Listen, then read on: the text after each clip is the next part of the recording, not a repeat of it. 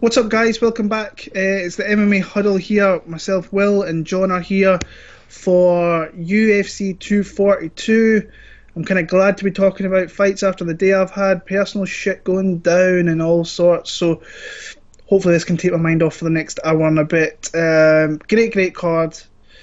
Card obviously made for Khabib, taking over there to the Middle East, to the Arabic countries and so on. And Khabib's just honestly one of the biggest guys we've got in the sport, and then you've got Dustin Poirier, who's just one of the most exciting guys I think the UFC's ever had. So, and his story from kind of rags to riches is pretty awesome as well, and one of the nicest guys out there too. So, yeah, we're going to be talking that one in a little bit.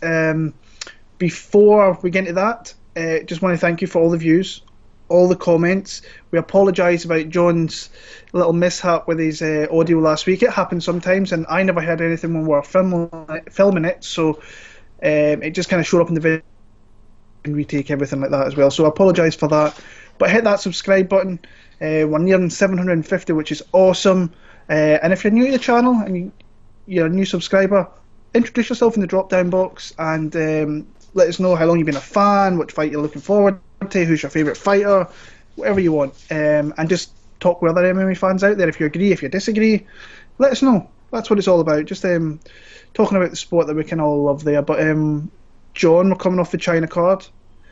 We had Weili Zhang, who I saw a lot of people super confident. I wasn't one of those people. I thought Andrade was going to get it done. Yeah. I did not see a 40-second starching coming though. No, how about you? Mate, I think, right, hopefully my audio's okay, but I think Andrade got overconfident in that fight and went in there not respecting her opponent, because she just went in there very aggressive from the offset, like she was trying to finish it really fast. And I think she underestimated her opponents in Zhang, and I think if she just had been a bit more patient, paced the 5-round fight, could have been a different fight. I think she maybe underestimated her opponents.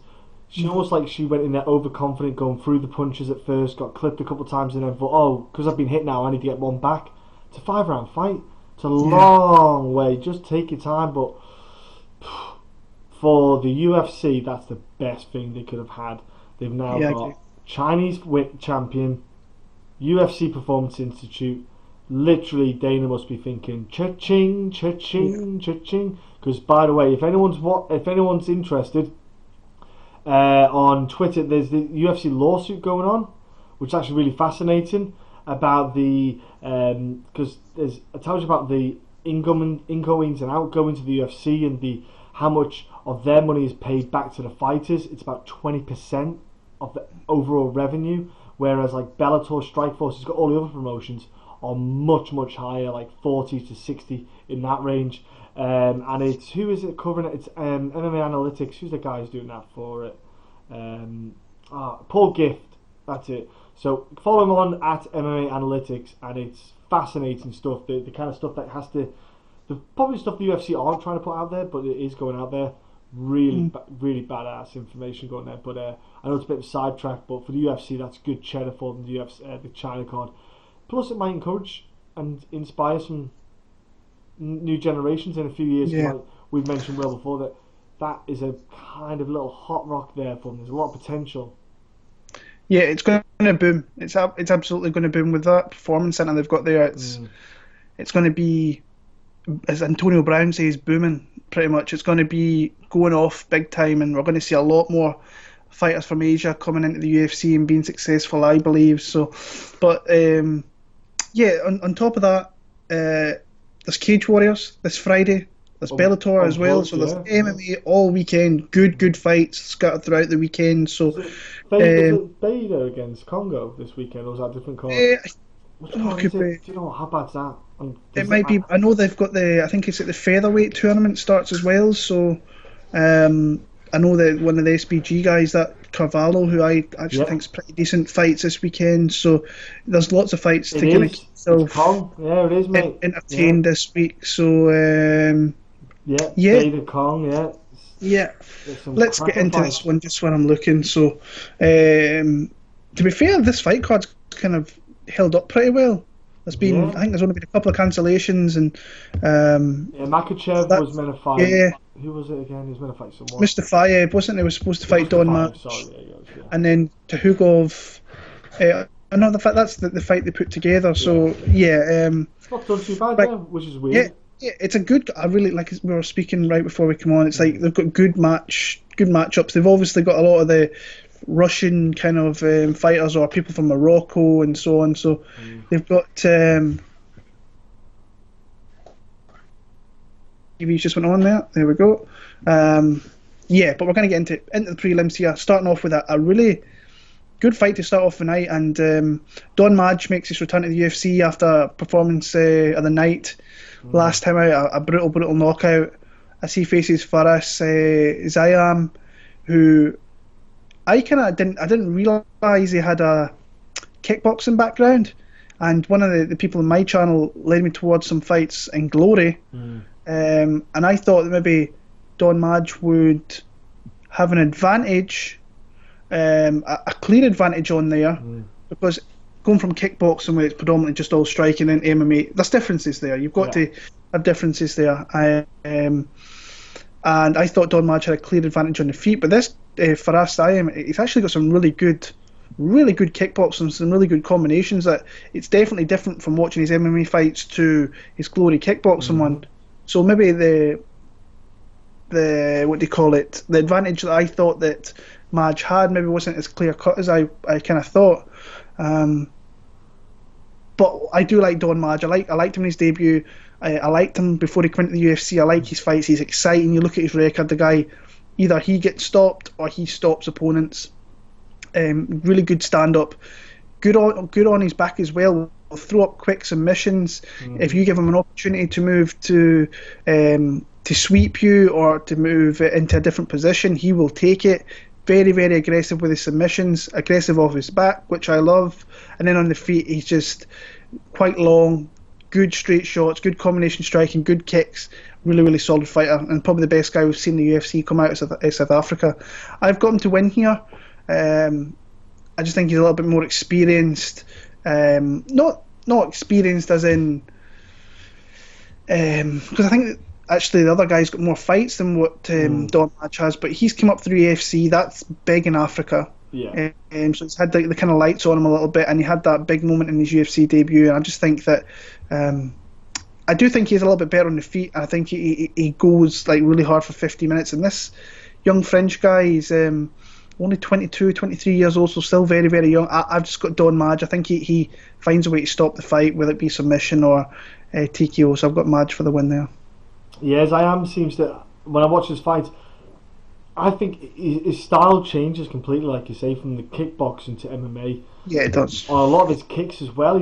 Some of his kicks he lands aren't very clean, aren't very secure, because what he's doing is he's leaning back on his kicks, which takes the power away off the kicks. Because I think due to the fact that guys are wearing 4-ounce gloves, he's worried about the counter strike from the leg kicks.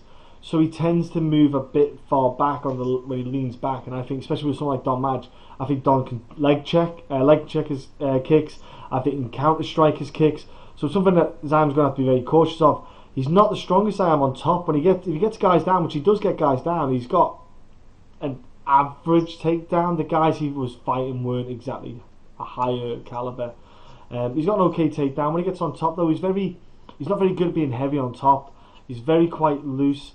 He's trying to throw some ground strikes, but he's open to submissions, which again, like you said, Will, Don Madge is good and aggressive on his back, very good at setting up arm bars and submission holds. So if Zayam wants to get the fight to the ground, if he feels it's not going his way, I think he actually could himself fall into danger of getting arm barred or submission with triangles, etc. And I think that's something Don really should look at taking advantage of if that happens. But I'm going for a win for Don Madge. I think the striking's superior in the fact that he's got the Muay Thai background. Now, whereas Zayam has the kickboxing, there's a bit of a difference between Muay Thai and Dutch kickboxing. The clinching is very, very dominant in Muay Thai. Very important with the knees and the elbows. It's all about scoring. So I would give the favour towards Don Madge. So I'm going to go with Don Madge here. I think that he probably could actually get a submission win, because I think Zayam will get hit a bit on the feet and he might try to take it down, and then the submissions are open there for him. Moving on, middleweight division, we've got Omari Akhmedov against Zach Cummings. This is one I've struggled with a little bit. How do you see things? going in with this one. It is because Omari doesn't fight often enough. So it's irregular. But the thing is, one thing we can always guarantee, he hasn't evolved. He's been in the UFC for like 5, 6, 7 years, something probably like crazy when you think about it. You think, if I said to you this guy's name, most people would go, is it his debut? He's been in for years. The dude's a Sambo champ. He's very good Sambo right, but again, his grappling transferred over from Sambo to MMA didn't work. He hasn't quite got it working for him. So his takedowns aren't the best. He's a little bit sloppy. He likes to just throw power, heavy hands. He overextends with his punches because he's throwing so much force. He's not controlling the shot. He's trying to just finish the strikes, which that then has a knock on his gas tank. If you look at his fights, any fights that go into this kind of second onwards, you really start to see a drop in his output, a drop in the power, and that's where I think I'm kind of swaying towards Zach Cummins. Now I know Zach came up from middleweight, but Zach, and so did Omari as well. Zach was a big welterweight as well. Zach was a big boy. He comes like 200 pounds. Like, Zach's big. Zach's got really good chin on him. He can take a punch, but he's actually surprisingly developed really well for striking over the past few years. You know, him and James Krause over at Gloria May are just doing a lot of work, and his kicks, he's got nice body kicks on him. If you look at that last fight he had against Kevin Giles, really good body kicks, and that's the thing to do with Omari here. Omari's going to come swing with shots. I think body kicks are great to slow down Omari, knock the gas tank, drown him a little bit. Just to kind of use the footwork to get away from the strike from Omari. I think if it gets to grappling exchange, I think Zach could negate it, get it up, but off the ground and stand back up again. And also, I feel that Zach can get 3 rounds in. He's got a good. He can handle 3 hard rounds, Zach Cummins. Whereas Omari can really start to taper off. And I think Zach Cummins, whether that's storm for the first 3 to 4 minutes, use those body kicks. Use the jabs and the straights just to keep Omari at the end of the punches. Get to the second, third, and then just start to up it. Just start to output a little bit more on him. Throw a couple more jabs. Start using teeps as well, body kicks and teeps. Hit that, and I think that he could.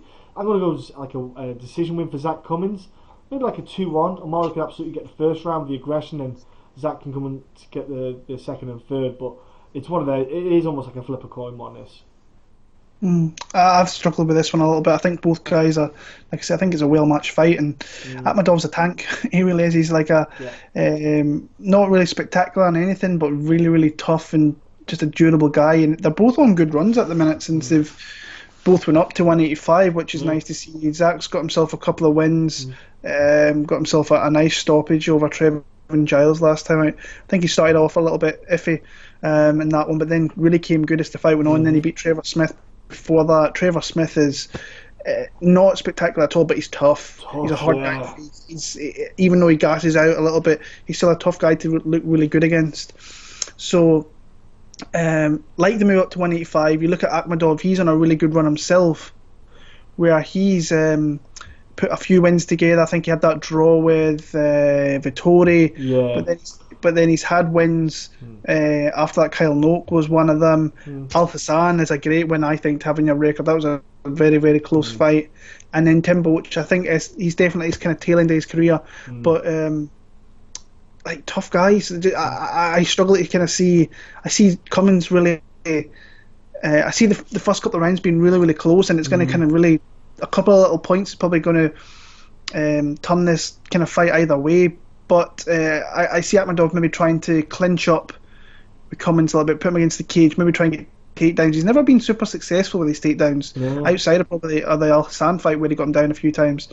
But when they got back to the feet, he was taking a lot of shots. The guy can take a shot as well, by the way, Akhmadov. He took some bombs in his time. But I've just got the experience, I think, in saying that Akhmadov's got a lot of experience as well. I'm going to go Zach Cummins, but not overly confident, and I get a very, very kind of close decision here. But it's going to be a hard-fought fight. Could really go either way. But I think Zach from the southpaw stance might really just causing some problems with my leg kicks and kind of those body level shots. You know what I mean? destabilise him a little bit maybe. So I've got Cummins to win that one there. Staying in the welterweight, going to the welterweight division, I should say. Nordin Taleb against Muslim Salikov. I can't say I've ever been super impressed with Muslim Salikov. I think he throws very, very low volume. I think Taleb's getting to that age now. He can't be far off being 40 years old. Yeah, he's like 38 or something, hasn't he? So, and I think he can definitely. Physique, though. Yeah, he looks great, but I think he's kind of dropping off little by little. But like I say, Salikov does not impress me at all. It's like I think he's got a blown up record. He went to the UFC. I had Alex Garcia as a big underdog against him. I have no idea why he was so much a favourite, and then he knocked out Ricky Rainey, which where Taleb's coming off a win over Kyle Prepelic, who fought tough in that fight, and he had to come through some spots there where Prepelic was really trying to kind of push in his face, and but the experience of Taleb, the bigger fight experience, kind of came through in that one and won a fairly unanimous decision. But it has kind of all the aspects of maybe being a close stand-up fight. I think if Taleb was to maybe mix it up a little bit, get some takedowns if he could, that would be a big feather in his cap and an easier way for him to win the fight. If it stays on the feet, then he's given Salikov opportunities to really come into the fight. My gut feeling was Nordin Taleb, so I'm going to stick with Nordin Taleb, but I think it could be another very, very close fight that could go either way, kind of split decision. So I'll go Nordin for the close split. Yeah, it's a hard one to pick because one of my questions with Nordin was the chin. He started to get wobbled a little bit too often. But like you said, the last fight he had, I think he just, after coming off those losses, he just needed to get that win back in the win column, play it safe. And that kind of style of fight is what he should just do anyway. He was just keeping a distance, managing the range, keeping a good output. He's got one thing about, like say, Salikov is his lack of takedown defense is very, very visible. And Nordin Taleb, TriStar, double legs are, their bread and butter. They've got good takedowns. It's there when they need it. Plus, Nordin's got that nice crisp clinch work. He can get the trips and stuff like that. I think the lack of output will catch up on Salikov as well in the later rounds because you're then playing catch up. When you're then playing catch up, you're opening yourself up to opportunities for the opponent to try and hit you. He has got good counters though, Salikov. He can get very good counters because he'll plant his feet and just swing heavy. So I think for Nordin is just keep a constant, nice pace of output. Straight kicks, teeps, nice jabs, 1-2s, good leg kicks. Don't go too crazy. And if Salikov starts to come forward and try to throw a few shots, shoot for the takedown, get a takedown, just get the points on the board. And that's all he needs. Just get that decision win. Because I think Nordin's definitely got the crisper and cleaner striking out of the pair of them. And I think he can just get the decision. He just has to be careful with his chin. Don't go overzealous and just take his time. And I'll go decision for Nordin. And I think it'll be similar to his last fight where he just, I say plays it safe. He just outclasses the guy because the guy then can't answer the questions. Staying in the welterweight division, this is a big fight for Belal Muhammad, specifically where it's being fought. He faces off against Takashi Sato. How do you see this one going? I love this fight because Belal's always fun to watch. The dude has got an insane chin. I've seen him. You watch him get hit and you think, why and how are you still breathing? Never mind how you're still standing. The dude is insane. He's got fantastic cardio. He's got good conditioning.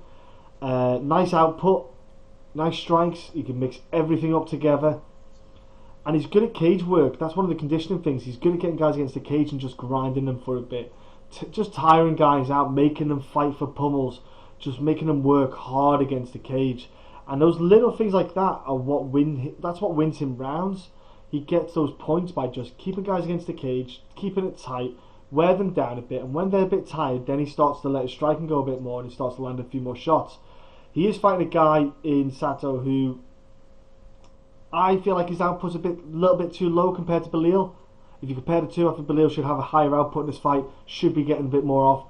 But Sato likes to get the timings though. That's one of the things he is. He likes to counter strike. He'll get the timings and pop that left straight. Just nice crisp straight left. He doesn't check leg kicks that often, really, to Sato. That's something that really, if I'm Belal, I'll take big note of that, and I'll try to incorporate that into my game. Hit those leg kicks early, so that later on, the takedowns are an option for Belal to get the fight to the ground if he wanted. He doesn't want Sato on top, because Sato's got good ground and pound. But if you've watched it's Pancrase, isn't it? Yeah, Pancrase, that's the one. Sato's been rocked a few times outside of the UFC. Belal, if he can be patient, get the leg kicks, just grind him out in the cage, tire Sato down a bit, he could start to really hurt Sato and drop him maybe in the fight. Just has to really avoid that counter crisp left and maybe getting reversed by Sato on top, because like I say, the ground and pound from Sato's pretty powerful. I'm going to go Belal. I think he can get the fight, the win. If he doesn't get a decision, I'm going to go for like a late round kind of stoppage or submission win. I think he can get the fight to the ground and get the submission. Yeah, I like Belal a lot in this fight. I think this is a lot stepping in against someone like Belal, who I think is just hovering outside that top 20 of that division. So, and Sato was like, Ben Saunders was landing on him pretty convincingly before I eventually get into the second round. Then he all you will have to do with Ben Saunders is catch him with a meaningful shot, and then you've got the opportunity to finish the fight. Bilal's got more durability than Ben Saunders. I think he's got more weapons. I think he can fight harder for 15 minutes. He's obviously got a better chin. Even though we've seen Belal knocked out in the past, Vicente Luque, Stone Cold knocked him out. Yeah. So, and Sato, to his credit, does have some power strikes, but I don't think he's going to do enough in the exchanges to really push someone like Belal Muhammad back. I think Bilal's going to really mix it up. I think there is opportunities to get takedowns, there's opportunities to outbox Sato, have more output than Sato. I just really like him in this fight. I think that if he doesn't win a clear 30-27, he could perhaps get a late finish in round 3, but I've got Belal Muhammad to win that fight pretty convincingly, actually. Now, and I think it's a good matchup for him there. So, but in saying that, I kind of thought that last week was Zaleski dos Santos as well, even though Li Jingliang's really tough. I thought it would be pretty convincing, but Jingliang fought an absolute amazing fight. So yeah, I've got Belal for the win there. So moving on to the FX prelims now. In the lightweight division, we've got a newcomer here in Ottman Azaitar against Teemu Packalen, who makes his return.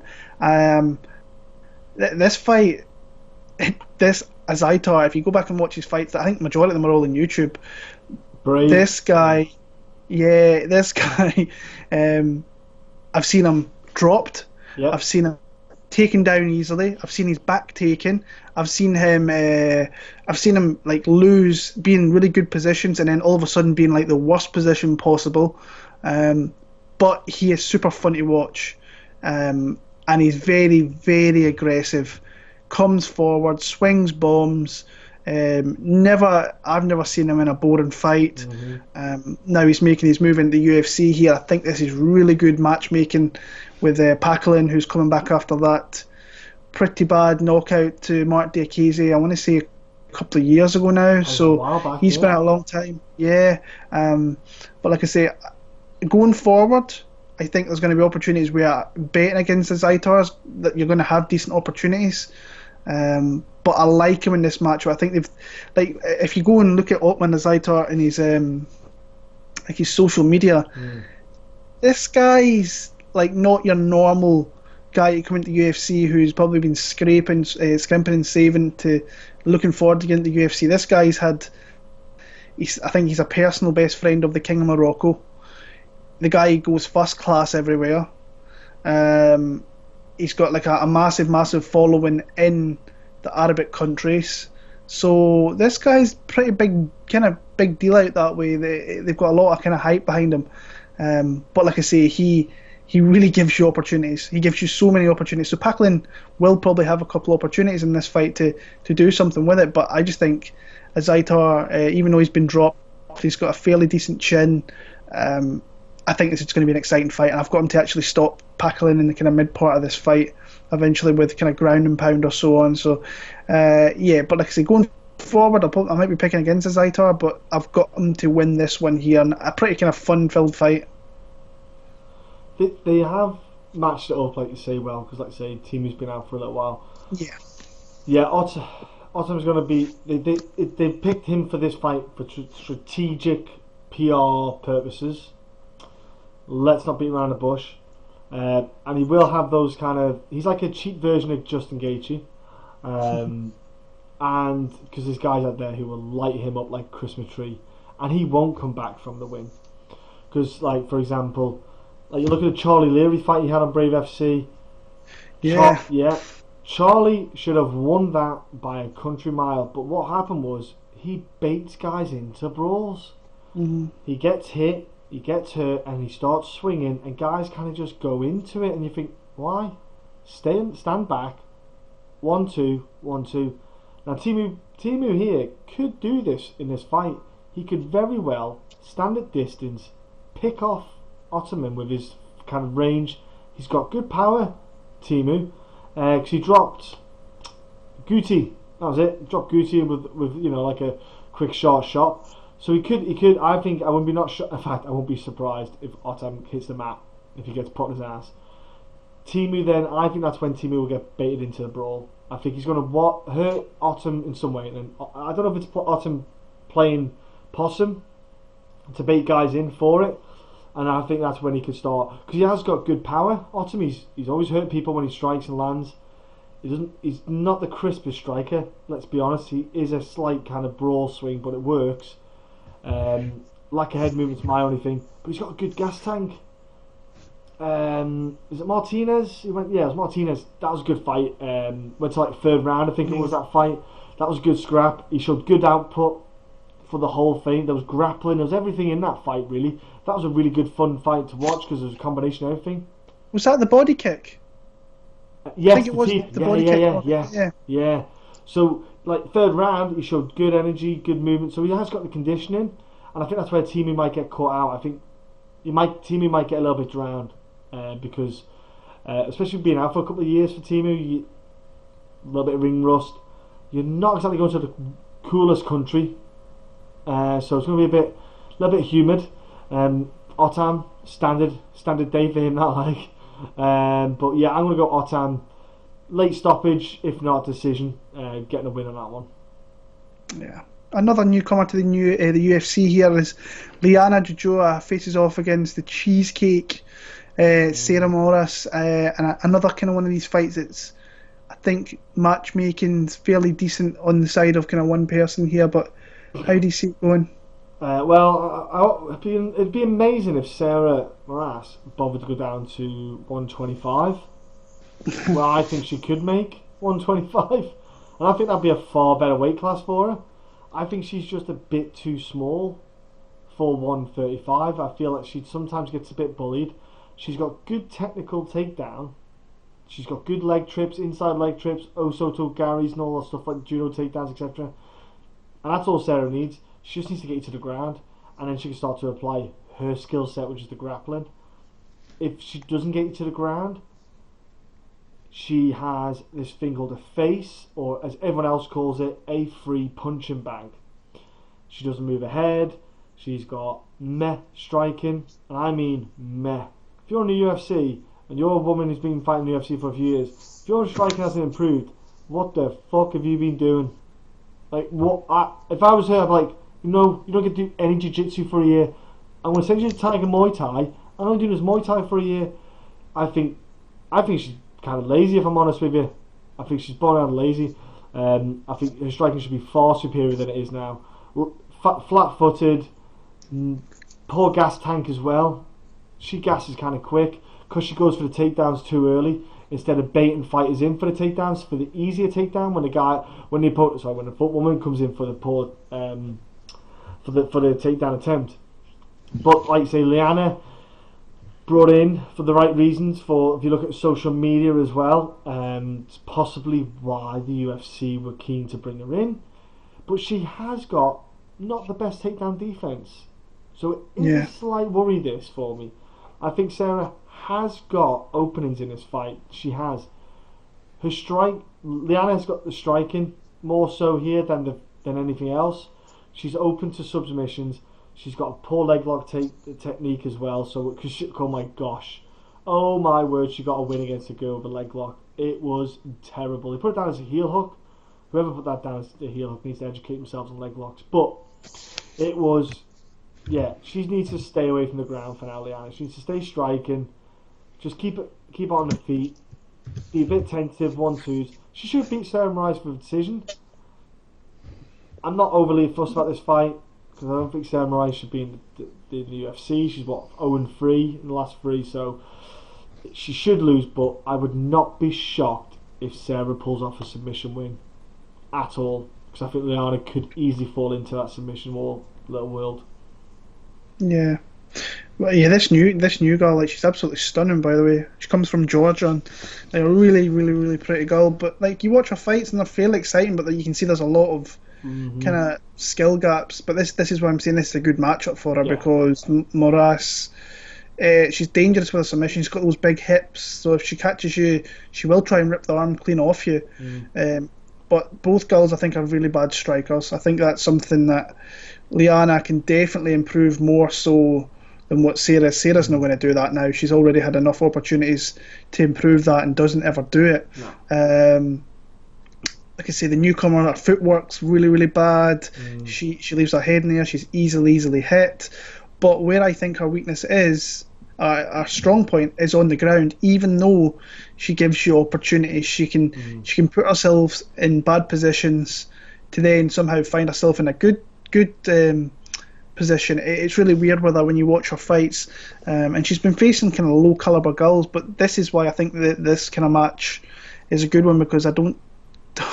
Sarah Moras is pretty low level, if you ask me, and her gas tank is terrible. You look at her fights. I remember writing these down actually. So she's lost her last 3 fights.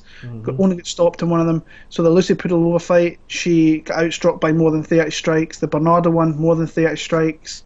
Chase on was nearly 40 strikes. But also getting taken down in those fights as well, or at least in the Bernardo fight. She's not good. She's not great. This Liliana girl is, I think she's going to progress. I don't think she's ever going to be a world beater by any stretch of the imagination. But I think she's going to win a few fights. I think she's got a fair bit of. She's got that Roman Kadyrov guy behind her. So if you look at some of her Instagram pictures, the big picture of him in the gym there. So when you've got that guy behind you, you've got everything kind of at your disposal to get better. So yeah, like I said, I think she gives up positions rather easy. But she's got good hips on the ground. I think she's always moving. She never kind of stays stationary. And that's a strong point. But like I say, I think if she was a better wrestler, she'd be a bit more dangerous. But I think she's got enough here to beat someone like Sarah Moras. So there's no danger I'm picking Sarah Moras, even though this newcomer isn't overly great. But I've got to win the fight here. So yeah, Jojua for me in that one there. The return of Zubaira Tukhugov against this surprised me. Lerone Murphy. Now I knew about this guy. It's kind of weird. I knew about him, but I didn't really know about him, because if you look at his fights, it was like FCC, wasn't it? Yeah, FCC. And that's where Brad Wharton's he commentates on there, the dulcet tones of Brad Wharton and so on. But I was surprised when he got the call here. I think he's like 8-0. I think he was undefeated as an amateur as well. Comes from that gym where Kane Musa and Brennan Loughnane and all that come from. And but he's one of those guys that when I heard the name, was like from the UK. I'm like, oh, I don't really know who this guy is. I think I'd seen one fight, but I completely forgot about it. Went back and watched, and no disrespect here, but he's fighting. I don't even think he's fighting B caliber fighters in the UK scene. I really don't. Like even in like Europe, I know he fought an Italian last time out, but. Yeah, I was surprised he got the call here, because he's not been on any of the big shows. Not saying FCC isn't a big show. It's a good, well-run show. They put their shows together very well.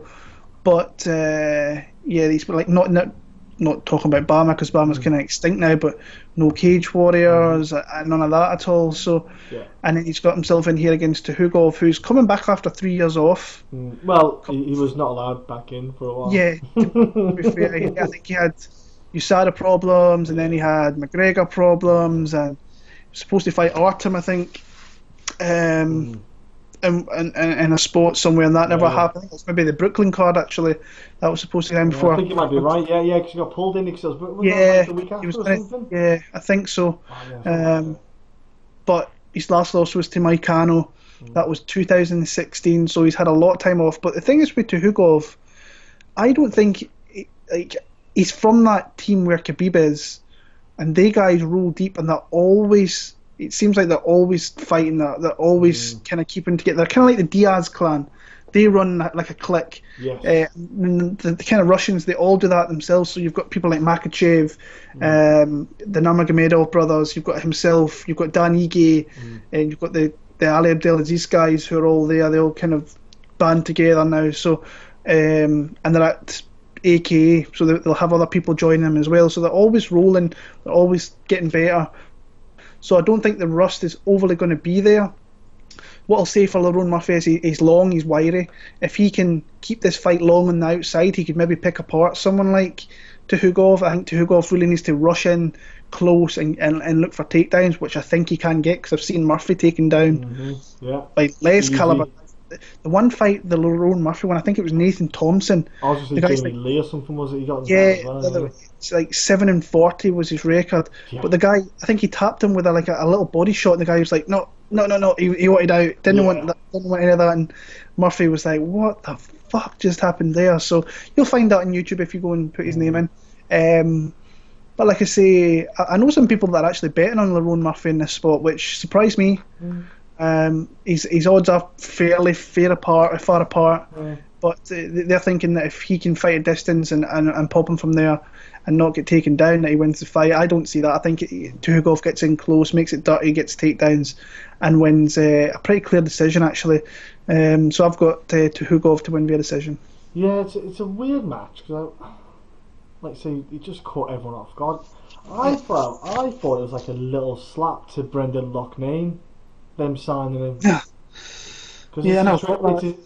But that's his training partner, and you think Brendan's a featherweight. And if I'm honest with you, if Brendan was facing Tukhugov, I'd be like, that's a way different fucking fight, different kettle of fish.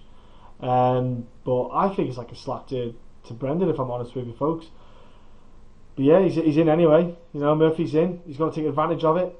My only kind of concern is Tukhugov can fight on the outside. He does do the arms low, fights from distance, comes in spurts and comes in little bursts, comes with overhand rights or big kicks, etc. He did it in the Moicano fight, you know, he was fighting from distance. He's got to be careful though, because with his footwork, you know, bursting in and out, he is open to straight punches because he's bursting in from a distance. You know, if Murphy just takes a step back and throws a 1-2 or even a big right straight, there's a shot there. So his output for Tukhugov, I wish he would improve that output a little bit more, because I feel like he just takes a bit too long sometimes. It's like he's admiring his work when he throws stuff that doesn't necessarily land clean. He's a bit flash sometimes. Hopefully his time off made him realise, I need to get my shit together, get in there, get some wins to get myself up the ranks, especially when he sees what happened to his, as you could say, brothers. Seeing how well they're all doing. I noticed Lerone, he switches stances, which is a nice thing to see. He's got something in his game like that. That's training with all the boys like Kane, you're saying, Brendan. But his takedown defence is piss poor. His head is stiff as well. He doesn't move his head off the centre line enough for me. He's a bit rigid with his head, with his movement. But this is all something that should have come in time, but he's not really getting any of that. He's getting zilch in the time frames. I'm going to Tukhugov, just sheer experience, the grappling aspect. He trains with elite grapplers. He has got very good grappling. He, like you say, he likes to strike because he's been at Tiger Muay Thai quite a bit, so he gets a lot of the skill sets there. When a fight like this, grind a kid out like that, you could take Murphy down and grind him for 3 rounds and he won't be able to do a goddamn thing. So I'm going to Tukhugov. I'll go like decision win, but even like I could see him getting a 3rd round stoppage, even with a submission or something. Yeah. So moving on to your main fight, the prelims here, we've got Kilmarnock zone. Joanne Calderwood facing off against KGB Andrea Lee. Nice to see that actually get this spot as the kind of top fight of the prelims. I like that. Good fight. How do you see it going down? Well, I'm interested to see what they have to wear in the cage and if they're allowed to fight without getting stoned. But we'll see what happens. It's a fun fight. I was expecting, a good caliber fight for Andrea Lee next. I think Joanne Calderwood's a great one for her. Andrea Lee, you got to look at her. You got to take her serious in this flyweight division. She's killing it. She's doing fantastic. Joanne Calderwood in the fight against Caitlin Kukian, she was doing fantastic. I just wish judges would. I think she won. Yeah. I think she won. I think if a judge knew what a leg kick felt like, they would know that she won that. I thought she had more success against Caitlin Kukian because again, she throws punches that she does tennis MMA, where she yells so much that not everything lands. I'm not saying she didn't land some good shots. I think Joanne Calderwood had a far greater shots landed in that fight. Her inside leg kick was wicked. My only worry with Joanne Calderwood is one asset is she's so rigid with her head as well. I just know it's about Leon, but if you look at Joanne Calderwood, she gets hit too much. She's too centre to get hit. She'll throw the combination, but she'll get hit to throw something. I think Joanne Calderwood's got good striking, but I think Andrea Lee's got better striking. I think Andrea Lee, as a whole, is a better fighter. Now, don't get me wrong, I think Joanne Calderwood has improved tenfold at Syndicate, the grappling, submission game, but I think Andrea Lee's got better wrestling. I think she's got better submissions. I think she's got better output, crisper striking. Andrea Lee's very good at checking leg kicks. So Joanne Calderwood might be cocky to throw those leg kicks, but I think Andrea Lee's the kind of girl who can check them and rip one back. Andrea Lee's got phenomenal cardio for 3 rounds as well. Andrea Lee's takedown defense isn't that strong, and we've seen Joanne use some takedowns. But one thing Andrea Lee's good at, though, not only is getting up, she's really good at, as soon as her arse hits the ground, Andrea Lee's legitimately really good at getting back up again. Really good at putting her hand on the head, the pressure on the head to alleviate and get her hips away to get up. I'm going to go with Andrea Lee in this fight. Now, this might be the first fight we differ on this one. But I just think Andrea Lee overall, I think she's got a bit better head movement. I think she can land a bit the harder strikes. I think the kicks, I think Joanne Calderwood and herself have got great kicks. But I think Andrea Lee can control the leg kicks a bit better. I just think the boxing goes a bit more to Andrea Lee. I think Joanne Calderwood's boxing could improve a bit more to bring that up. And all round, I'm just going to go Andrea Lee. Decision win. I think the two girls just beat the living crap out of each other, but it's going to be a stonkingly fun fight. Yeah, for me, I see holes in both girls' games. But then I just see this being really, really close. I thought to myself, are they going to take this to the ground? And I'm like, they're not really known for takedowns, but I've seen Andrea Lee get takedowns a few times. Jesus Christ, even Joanne Calderwood, I think she got a couple in the last fight against Chukagian. Great leg kicks, but when she throws those leg kicks, her head's stationary and it's there to be countered. So that's something I think someone of Lee's kind of standard can utilise there. Joanne Calderwood's a really big underdog this week, and I don't know. Really? I don't understand. Yeah, she is a big underdog, and I don't. That last fight. Yeah, I don't understand why she's that big of an underdog. I think a lot of people are really, really high, maybe on Andrea Lee. Maybe that must be it. I don't think it's that big. I don't think it's that big of a gap between the two in this fight. There's a slight gap, but I don't think it's huge. Yeah. I just see this being a really close striking affair, and if somebody can maybe mix in takedowns or have some kind of bottom time where they're on top or whatever, that could help them out. And like I say, I just think Joanne Calderwood's a live underdog this week. I think she's at the reach disparity, which with the way she kind of keeps her head still and doesn't move off the centre line, then that could cause her some problems. Andrea Lee's got a good jab. Yeah, she has. But I know there's been stuff going on with Andrea Lee, obviously with the ex-husband or whatever it is. But her management, I know she's been having trouble with her management. She didn't really want to take this fight. She didn't really want to fight again in 2019. So I don't think she's been pushed into it. No. But she wanted time away, and then obviously they're taking him out to Abu Dhabi, which is probably she's actually getting there. She's got a little girl as well. Yeah, she's got a little girl, but that's a long travel for both girls. If Joanne was in Scotland, it wouldn't be nowhere near as much, but still, I see this just being a very, very close fight, and I'm willing to take a shot on Scotland here, as you can probably tell. So, but like I say, I've kind of picked against Andrea in majority of fights, so I don't know what I've never been super high. Now a lot of people are, but I'm not one of those people. And when you give me someone like Joanne Calderwood, who's a big underdog, and I think this has the potential to be a close fight. I've got Joanne Calderwood via a very close split decision, but like I say, maybe a little bit of bias on my side. I will come out and say that, but I think it's got the potential to be one of these close women's MMA fights that could go to the judges. And I've seen that they're having this Abu Dhabi fight week, and Joanne Calderwood, weirdly enough, is a big part of it. Like the open workouts, there's the main event, the co-main event, there's Islam Makhachev, and then there's Joanne Calderwood. So I'm like, I think they're trying to get the women. Yeah. I think it's something they're trying to bridge that gap. Yeah, so I'm just like a little bit weirded out that it's like Joanne Calderwood that's getting it ahead of kind of like Lee, or you could have got that, obviously, the Georgian girl who you could have got someone like that in, but hey, it's what it is. I've got Jojua for the win there, so main card time. This is boring. Forward to seeing. This is, I think it's going to be a great fight. Mirbet Taisumov is back again, and he's facing off against a super fun fighter in Carlos Diego Ferreira.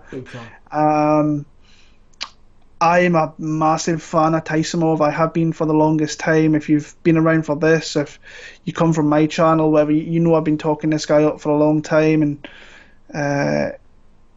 just a stone cold killer of a fighter, really. And I've had some people kind of message me over the last week saying, because I put a post out I think last week saying that this violent mofo is back next week, and they're like, but he didn't look the same against Desmond Green. I'm like, dude, he won 30-27 on all cards, so what are you seeing? It's like he won very, very dominantly against a tough guy in Desmond Green. Super efficient counter striker, big power, comes from a wrestling background. A lot of people kind of forget that because of the knockouts that he's got. And I think overall as a fighter, he's just really, really solid, and he's getting himself a really tough fight here with Ferreira, who super aggressive, comes forward, a third-degree black belt. I don't think his takedown offense is that good, and I don't think he's really going to do much with someone like Taisumov, who's got that wrestling background. So for me, I kind of see this fight being a stand-up fight, and when I look at a stand-up fight between these two, I think the more cleaner striker and the quicker striker is Mirbet Taisumov. I really do. I think that he can slip punches a lot better. He can throw his angles. He can throw off angles a lot better. Where Ferreira is straightforward. And I don't want to say predictable, but a little bit predictable. When you look at Ferreira, the fight I always like watching is the Gordon one, where he kicks him in the dick the times, and then gets him down, but then he gets hold of that hand and just like is wailing the life out of him in that one. But like I say, going back and watching the Taisumov fights, it's like the knockout of Felipe Silva, deadly. Hadzovic, Felipe, mate, was a monster. You know, Felipe he's was a dangerous, dangerous striker. That fight was. That knockout was crisp. It was lights out. You look at the Alan Patrick one, it was a head kick. Tough, awkward bastard to fight. Yeah, he really is. And people have been like that Desmond Green one. It was very kind of low output. He had a year off. Not a year off, because of the visa stuff. Yeah, I think he missed weight as well. Yeah, 5 pounds. So it was just a weird week, and people were saying, Desmond Green, I think had an opportunity to win that fight. I'm like, no, he still lost every round to me.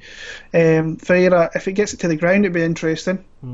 That's where he might have an advantage. But he gets hit a lot as well. I thought Kyle Nelson was landing some shots on him in that one. I've got Taisumov. I think he's going to use the aggression of Ferreira coming forward, and he's going to catch him with a counter strike and just absolutely knock him out. I don't think his defensive striking or his defending or striking isn't that great. I think he's going to catch a shot, and once he catches, like, I'm in trouble here. And I think he's going to get knocked out stone cold in the first round here. So I've got Taisumov via nasty, vicious TKO. I'm with you on that 100%. I think the right hand from Taisumov is dynamite.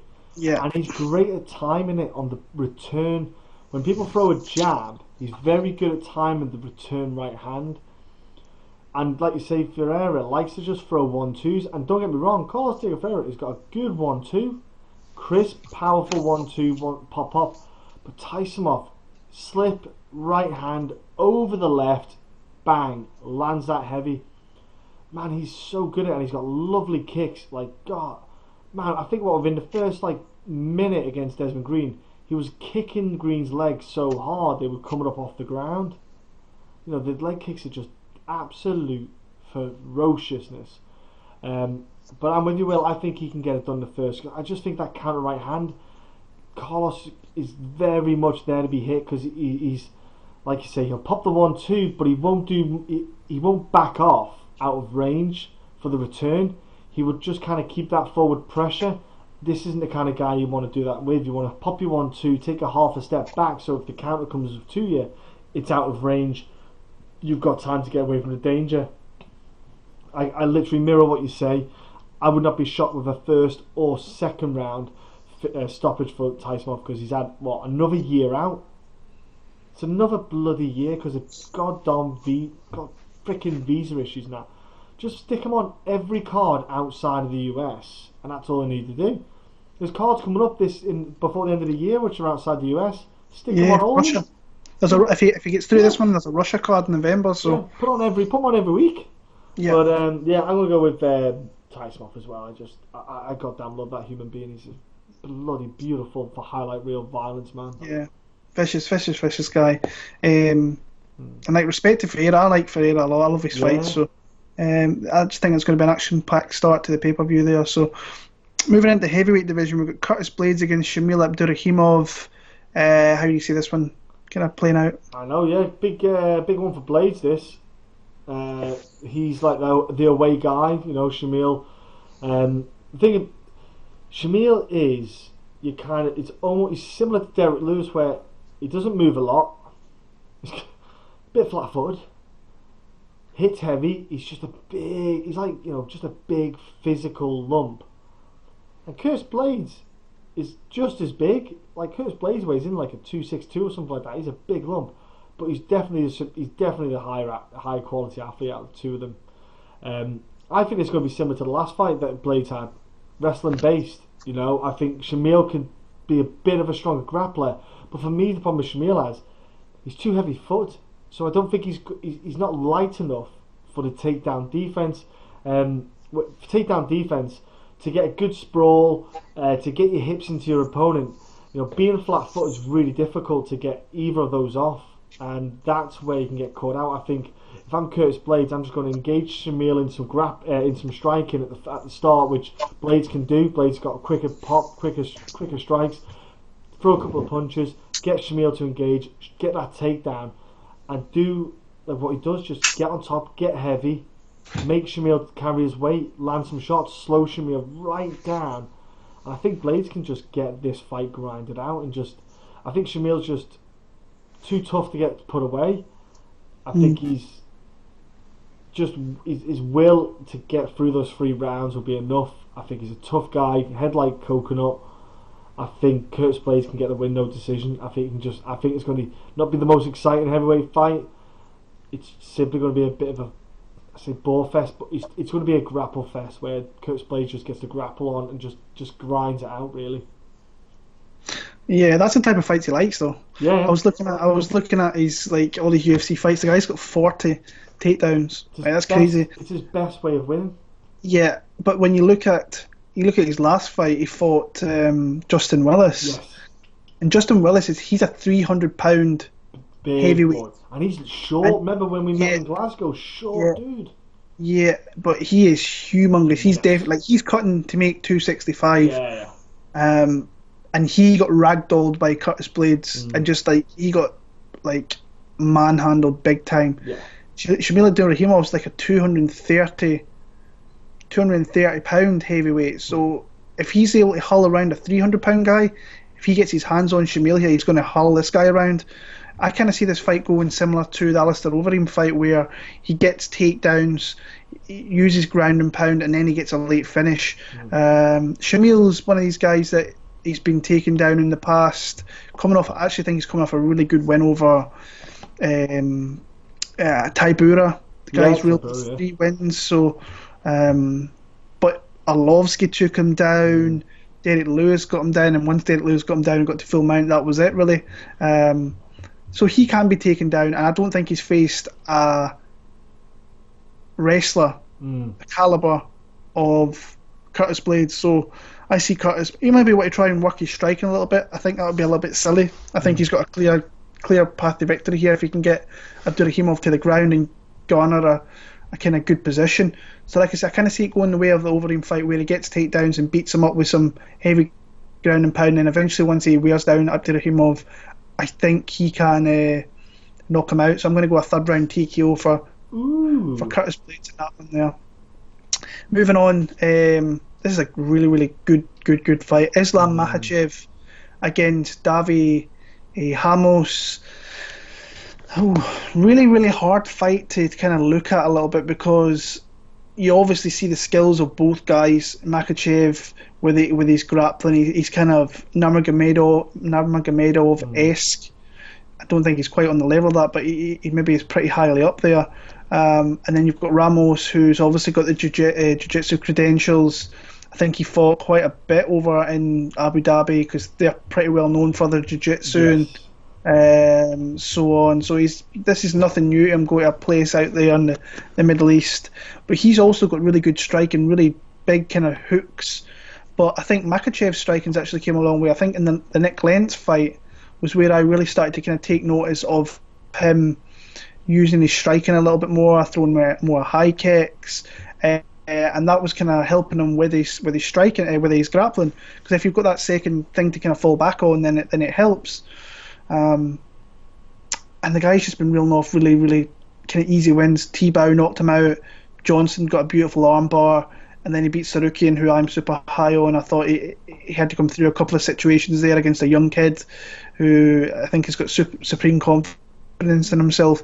But this is the right kind of matchup against someone like Ramos, who is very dangerous. I thought he was a little off in the Hubbard fight, but I think Hubbard's actually a really tough guy. He fights next week in Canada. Before that, beautiful submissions of Gunther, Hein, Grutzmacher, beautiful takedowns to get the fights there. But this is a massive step up to anybody he's ever faced. Makhachev's a top 15 guy, so it's an interesting matchup. I don't see this ever really taking place on the ground all that much. I don't see Makhachev actively looking for takedowns. I can maybe see him putting him against the cage, but then you have to be careful that Ramos might flop to his back, maybe jump on a guillotine, because if you give this guy an opportunity, it doesn't take him long to maybe snatch something up. But I think Makhachev's really smart. I think that if it does go there, he kind of finds a way to get to a position where he can break off and then get back to his feet. And then I see it being close, but I see it that Makhachev being more varied with his striking and maybe just having the cage control where he kind of wins the rounds through that. So I've got Makhachev to win what could be a fairly close decision, but Davi Ramos, the big underdog, I wouldn't mind anybody taking a shot on Davi Ramos actually. So I've got Makhachev for the win though. Yeah, Ramos has actually got the longer reach as well, which is weird when you think about it. Short dude, longer reach by a couple of inches. So, like you say, those big looping hooks, they're going to be about a bonus. He's got a slight reach advantage, so he could try to use that as much as he can with those hooks when he's standing. Because I think even for Ramos to try and get the takedown, I think the pair of them could nullify each other for takedowns. But I think wrestling always wins for me. Wrestling's always king, and I think Islam can get the wrestling involved in this bout. I think he could get Ramos down, and like you say, get him down. Don't engage in the grappling aspect, but try and maybe get high posture, maybe on his feet, throw down some strikes, ground and pound, just to get the judges saying, look, I've got him on dominant. Ramos gets back up, start the fight again, keep going. Doesn't need to stay down there. Ramos needs to be... My only worries with Ramos is the energy output, how much he exerts out in the first few rounds. In the third round, he can start to dwindle off a little bit with his output coming down, and he just comes out in bursts of strikes. And for me, Islam Makhachev can do a good pace for 3 rounds, as we saw in his last fight. He can keep going with the grappling aspect. He's very sharp the whole time. He's very smart in that sense. And I think, do you know what, Will? The last fight he had was like a wake-up call. Do not underestimate the guy stood opposite you, because I think he thought he was going to walk into that last fight, go away with the first rounder, and he got the shitters put up him. So I think he'll be a lot more switched on for this fight. I think he'll take it a lot more serious, a lot more focused. And with Khabib on, all those guys on, I think it's just one of them ones where they're just all going to be pulling together and just going for that win. So I'm going Makhachev. I think Ramos, first round with those hooks, Makhachev's just got to be smart and be wise to it. Try to keep the fight at distance with the kicks and maybe jabs and stuff. But I'll go decision Makhachev. But Ramos, any point gets hold of something, it could go. He's a savage. He's a legit danger anywhere. And that's what I love about this matchup, man. Ramos could, any point, flip it over. Like I say, great fight. Could kind of go a couple of different ways. So I'm looking forward to kind of getting down and watching that when it takes place. But co-main event rematch of like 3-4 years ago. Really good rematch, actually. A really good match from a rematch. Like they're making another fight of it. Edson Barboza, I think it was fight of the night as well. Actually, thinking about it. How could it not be? Yeah. Edson Barboza against Irish Dragon Paul Felder. Fun fight. Who have you got? I watched the rematch, obviously. I think everyone should watch the rematch. And it was just one of those fights where it was just like tit for tat. It was just, they're both toughing it out. They're both literally whipping each other. And I loved it. I think everyone loved that fight. I think when the fight was made, everyone loved it. And everyone was excited about it. It was just one of them fights to just get absolutely pumped about. The great thing about those guys, since they last fought, they've both been so active since then. They've not really done too much. If you look at Felder, that split decision loss to Perry because of a broken forearm, he in theory could or should be on like a five fight win streak.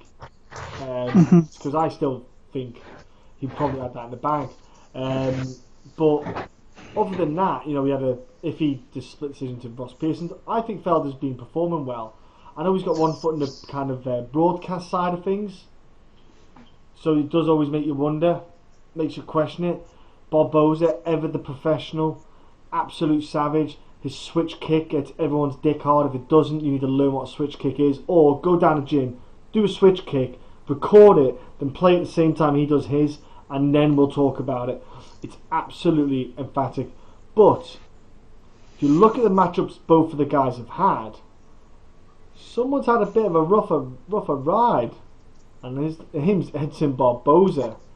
You look at Tony Ferguson after Felder, Anthony Pettis decision, so another 3 rounds. Gilbert Melendez 3 rounds. The Binel Dariush got that win. That was beautiful knockout. Then he had Khabib 3 rounds. That was horrible. Kevin Lee, another horrible 5 rounds. You looked at his face. You looked at Dan Hooker fight. That was kind of a bit of a redemption for him because he was having a bit of a rough time. And then a good Justin Gaethje fight. All in all, he's had a bit of a rough ride over some of them fights, and I think it's taken a toll on his body. I think physically he looks, damage is there. It takes its toll. Paul Felder in the fight, he was lighting up Barboza with the boxing, and I think that's something he should focus on a bit more. That left hook landed well at the start of the fight. He was landing some good crisp shots. My only worry is Felder in that fight was following Barboza, because Barboza was on the outside while Felder controlled the inside, but he wasn't actually controlling it. If you watch the fight back, Felder didn't have the ring control. Barboza was moving. Felder wasn't cutting him off. Felder followed him.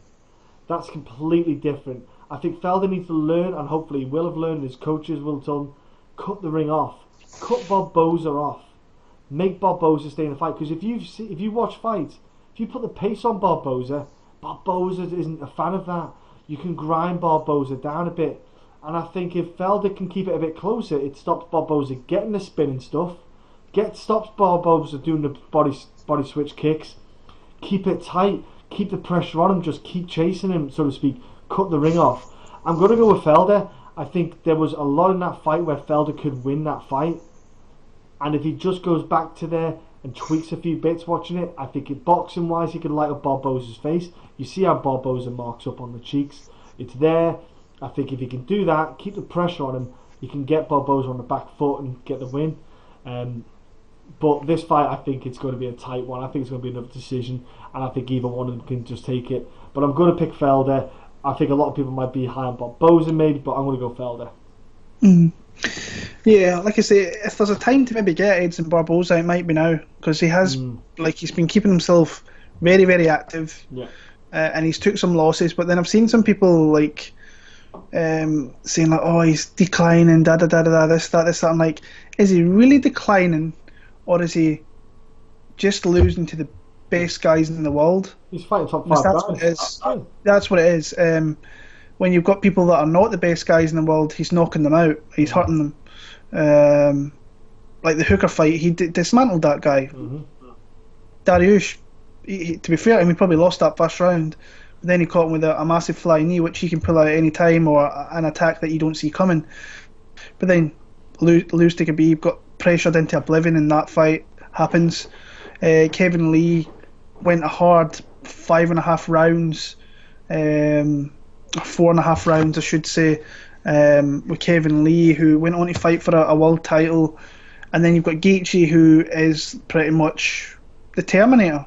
He looks to hurt you, and he can hurt anybody, I think, Justin Gaethje.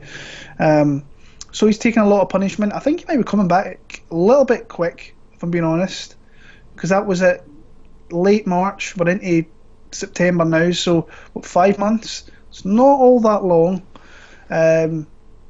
But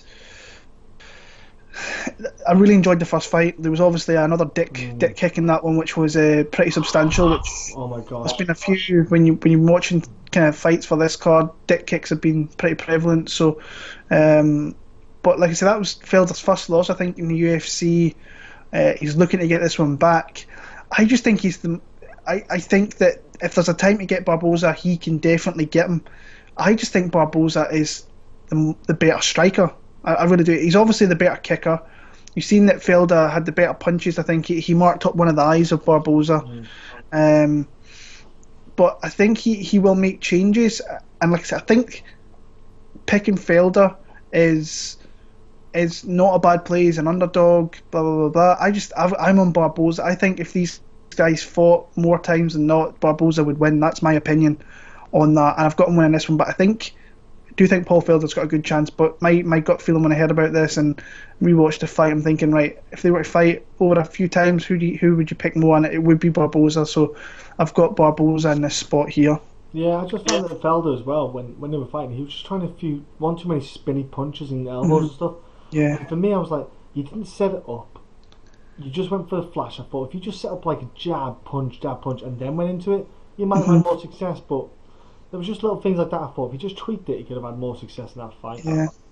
I've been winding people up. People that I know have bet on Paul Felder. I'm like, I can't believe you're betting on a commentator against an actual fighter. And it's been winding people up really badly. So yeah, I've been doing that a little bit. But on to the main event now. A fight which is it's a really good matchup. You've got Khabib Nurmagomedov making his return. First fight since October last year when he dismantled Conor McGregor, and then you've got the interim champion in Dustin Poirier, who I think he's got one of the best stories of what he came from, and like he reminds me, and everybody you'll know I'm not the biggest fan of Michael Bisping, but his drive and determination to push himself to be the champion, Poirier, in my opinion, it resembles something like that. He had his knockdowns and at 145 made the move to 155, and to be fair, he looks fantastic at this weight class, and he's earned everything that he's got, but now he's facing the best potential lightweight we've ever had, the guy who's undefeated, and really people have struggled to take rounds off this guy. So you look at, obviously Khabib's going to pressure to get takedowns. That's what he does. If he, like we were just talking about Barboza, he was running at Barboza, and once he kind of got inside that black circle, you knew a takedown was coming. And he was not backing off. But he's a big, strong guy. He gets his hands on you, you're going down. Poirier will be taken down. There's not many instances. If you go back, I went back and watched Poirier's majority of his fights from his first UFC fight. Josh Gillespie got him down fairly easily. He struggled to get back to his feet a little bit there, but when he did, he completely busted up Josh Gillespie. But we're talking, like, that's going way back. But when you look at Poirier, what really stands out with him is obviously his toughness, but his boxing skill is phenomenal. He's got great straight shots, great combination striking, big heavy hands. I don't want to say great footwork, but he's got, like, he plants his feet and really puts his power in every shot. And you look at the people he's beat, like he made Pettis quit. He took out Justin Gaethje, like I said before. He's the Terminator, and he terminated that guy. He had to take a lot of punishment in that fight as well. Like, his legs were getting kicked out from underneath him. Took his opportunity, it came, knocked out Eddie Alvarez. The Max Holloway fight, like, he just was not to be denied in that fight. Threw some heavy leather, and he's just one of the nicest guys. I love his story. I really want him to win this fight, but then when you look across the other side of the cage, you've got that guy looking back at you. I just think he's in for a rude awakening with this guy, just how much he pressures and how dangerous he is with his pressure. Let's not be about the bush either. This event is made for Khabib. 100%. If they're not going to Russia, the next big thing they can do is take him to a country like this where he is going to be humongous. Yeah. I think this pay-per-view is actually going to do really well because of Khabib. But yeah, the little things in this fight as well, like Khabib's dad's going to be in his corner. I don't think that's ever really happened in the UFC. Or maybe visa because he couldn't get in the US. Yeah, he couldn't get in the US. So that's humongous. Like, you're going to have him there, and like I keep mentioning Lerone, his whole team's there. This is the event's made for him. He's going to look to do one thing. Obviously, he showed him against McGregor. He's got some striking as well. He dropped McGregor, but his way to win fights is to maul you, and that's what he says. He doesn't like what he said. I think on the Countdown show was like he could hurt somebody with one strike, but he doesn't get any satisfaction out of it. He wants to maul people, and that's what he does, and he does it with everybody. And I think he can do it with Dustin Poirier. Now, what Dustin Poirier, I think, has to do is really catch him early. He's got big hooks, big, nice uppercuts. He needs to try and catch him there, but don't stand right in front of him, because if he does, Khabib's going to drop down really, really quick and get takedowns. So even get to his back, get takedowns through that. Poirier's got submission skills. We've seen it in a few of his fights. Fairly decent off his back, which I think he's going to get put on his back. So he's going to have to try opportunistic takedowns, submission attempts, I should say.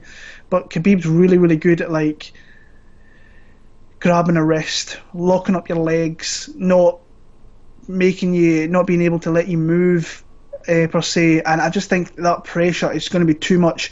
I don't think Poirier is going to give up one bit. I think he is going to have parts in this fight where he'll give maybe Khabib his toughest fight in the UFC, in my opinion.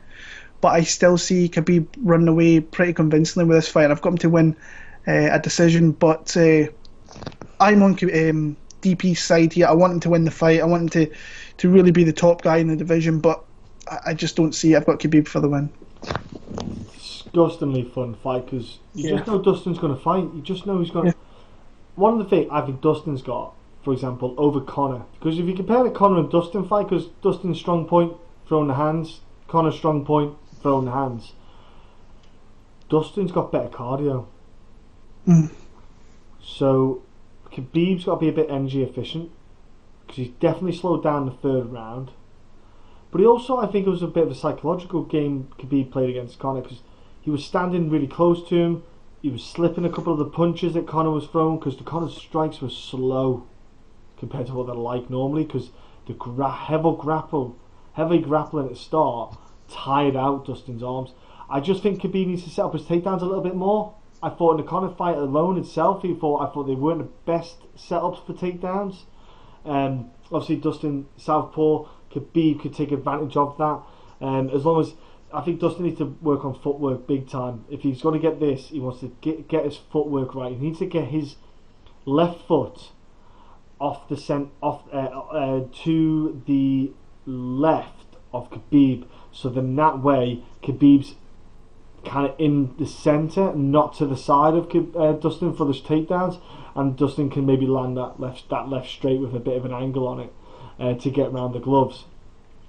Obviously, ATT, Dustin there, Mr. Brown, fantastic coach, former competitor, great mindset. So well, we can't write Dustin off. We haven't. It's impossible to, because he's there for the whole fight. One left hand could just change this whole game. And I think that's what just makes it so exciting. Honestly, mate, I had moments in that where I watched this and went, I think Dustin could do it.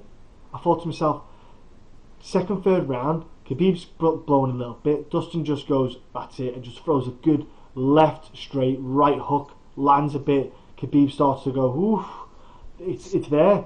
I would not be shocked with the upset. But my only worry is with Khabib is that you'll see the Conor fight, they'll take notes of it. I think Khabib can take full advantage of that knowledge now and go, I need to set up a little bit better. When I've thrown the right hand, because he throws the right hand with some pop, because he's not fearful of getting someone trying to take him down. I think when he throws that right hand, that's when he should enter into the grappling aspect straight away. I feel that sometimes he's throwing the strikes and not going into the grappling straight away, so there's a gap for the opponent to get the opportunity to either counter or defend the takedowns. I think if Khabib gets his fight down in the first round, you start to see a pattern. I think Dustin's going to be a 5-rounder though. I can just see Dustin. I can't see Dustin getting submitted. Can't see him getting knocked out. I think his heart is too big to stop. I think he's got 5 rounds and it's going to be a hard fight for Dustin. But I think Khabib's going to be gassed in some moments in that fight, and he's going to be trying to get his win back. And I think we'll see it when he's on top of Dustin. I think he'll take moments when he's on top of Dustin and kind of not stall, but just delay the process. Won't throw too much strikes. Just get enough in him. Referee will say something. But I think Dustin's, man, I want the odds for Dustin. If he's a big underdog, man, I reckon a cheeky little KO Dustin win, that'll be well worth putting a pound or two on. Do you know what I'm saying? Like, there's a chance it could happen, but I'm going Khabib just because Conor did catch Khabib a couple of times, and Khabib looked like it was nothing. He's like, right, that's what you've got. Well, guess what I've got. So I'm going Khabib because I think he can take a punch. I think his conditioning's to the point now where the nutrition, he's not killing himself to make the weight, whereas before when he was killing himself to make the weight, he didn't take the punches as well. I think now he's got that balance. I think Khabib can get that decision win and keep that belt and get Tony Ferguson next. Yeah, Poirier's a massive underdog. Massive. But the thing is with that, what I've said there, I know I'll definitely not be betting Poirier, but if you are, you're going to get someone that's 120% going to fight for your money. So, and when you're talking about the Conor fight there, Conor initially I thought did very well with like takedown attempts. I thought he did all right, but you can't not sustain that. Like, it was the chaining. He chained it. He didn't stick to the same intention. Yeah. So Conor had an answer for the first 2. But then it got to 3 and 4, and Conor was like, I can't answer that. Yeah, his game plan. The thing is, with a Khabib fight, when you go into a Khabib fight, the one thing is that you know what his game plan's going to be. Yeah. And he says it in his interviews and stuff like that. It's like, I'm going to take you down and maul you. That's pretty much it. He's going to make you quit. Yeah. That's what he's going to try and do. I don't think Dustin Poirier's got that much quit in him. If he obviously gets put in a position where he's in rear naked choke or he's getting pounded, he might not have the choice to maybe the fight for it to be stopped. But yeah, great fight. Really looking forward to it. I don't think he's going to be fazed by going over to Abu Dhabi and facing a guy like this. It's just the Dustin Poirier story is one of the best in the entire sport, and in my opinion, I think he's a Hall of Fame. I think he got that when he got that belt, but he could really solidify it here by beating probably the best guy we've got in MMA, grappling wise, with his record and everything. But then when you look at Khabib, I kind of really want him to win this fight, so I see the Ferguson fight. But then Poirier against Ferguson, it's like, yeah, whatever. I would watch it. Yeah.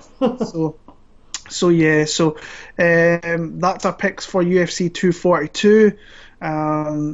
great card. Really, really nice. Actually, take my mind off what's been going on in my personal life today. So it was the right decision that was made there.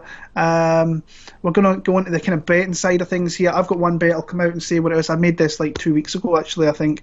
And it's Belal Muhammad and Ottman Azaitar. I got them in a parlay at plus 104. So I got plus money on that.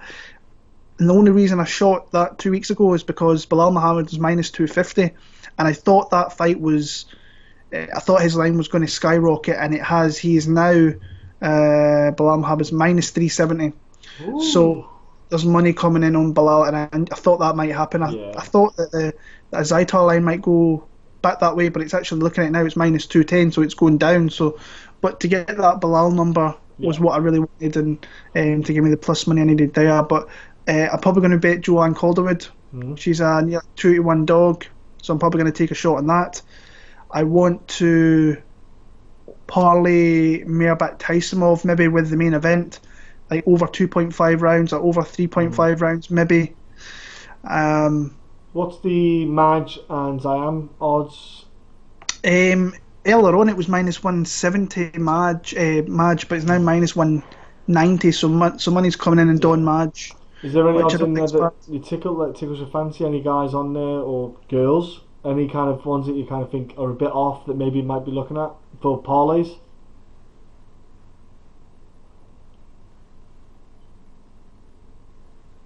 Oh, you still there, bro? Oh, we've got our first technical issue. Oh, sorry. Yeah, I can hear you, bro. You're just breaking up a little bit. Are you there? Yeah, I'm here, bro. All right, sorry. You went really crackly there. Oh gosh, I totally lost everything you were saying. So what were you saying? Was it maybe parlays? Well, is there any lines there that are a bit off and that maybe might be useful for? What kind of, is there any straight bets you think that might be good, or is it a parlay card? I think that if you like Barboza, like minus 155 straight, that's not a bad bet. Felder as an underdog plus 135. I think that's if you think he's going to win, that's not a bad line. I think I would like a little bit more. Let me see. You could parlay some guys. Tukhugov minus 500 though. Blaydes is minus 4. Is he in the 4s now? What? Minus 485. Oh my god, that's when he was like minus 300. In fact, I think you can still get him for minus 300 over here in the UK. So that's a little crazy. What's Nordine? He's minus 120. That's not bad. He was the underdog. He was like plus 155 a couple of weeks ago. Okay. So if you got that line, you're killing it. I don't think I could bet him as a favourite like that, but yeah, it's all right. I think Zach Cummins is an underdog. He's a kind of plus 100 dog, so that's going to be close to a pick 'em by fight time. But yeah, there's like Taisumov via knockout. I think is one I might have a little look at. Maybe Nurmagomedov via decision. Or it might be that rounds 4-5 in decision, maybe that I'll take a look at as well. So, yeah, there's opportunities again. So, looking forward to putting a couple more bets down. And I've only got the one now, and probably going to have 3, 4, and then I might even have a couple of bets on Bellator this week as well if the lines are fairly decent. So, going to have a kind of high week of bets this week. So, that's everything for the huddle this week, guys. We're back next week for. Justin Gaethje against Donald Cerrone. It's your main event from Vancouver. Boring. That's fun. That's a lot of fun there, and I'm just have a quick look through the card and see what else. Yeah, that's a decent fight. I love watching Krylov fights, and they've kind of got a lot of the kind of young Canadian guys on there as well, and Carlos Jr., Uriah Hall. Yeah, okay. Michelle Pereira's back, the guy that knocked out Hot Chocolate with that vicious knockout. So, yeah, until next week, hit that subscribe button, like if you can, comment below, and yeah, just thank you for your support. We'll be back next week for UFC Vancouver. Enjoy UFC 242 when it rolls around this weekend, guys. All the best.